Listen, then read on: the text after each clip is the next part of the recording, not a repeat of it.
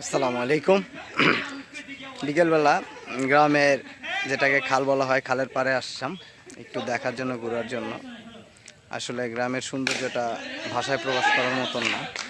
আপনি যখন আসবেন তখন গ্রামের সৌন্দর্য যতই দেখবেন ততই উপভোগ করবেন।